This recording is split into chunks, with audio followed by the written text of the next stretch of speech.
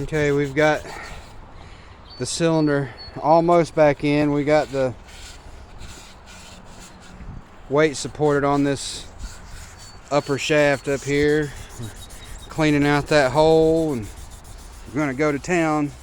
We're going to put anti-seize on this bolt here. It's very important to grease these things, because this would have been an easy job if it had been greased. But here's the new rod. It's about $120 at the Bobcat dealership.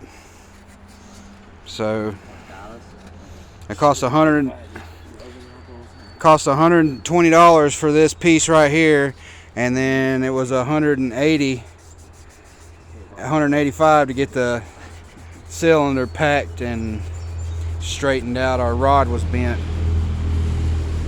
and probably close to $100 in bits,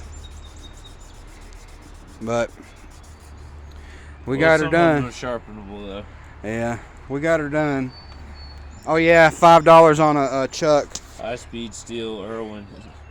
My retarded self left the chuck in the drill one time, but I'd say these Irwin bits, these cobalt, the cobalt Irwin bits, they're the way to go.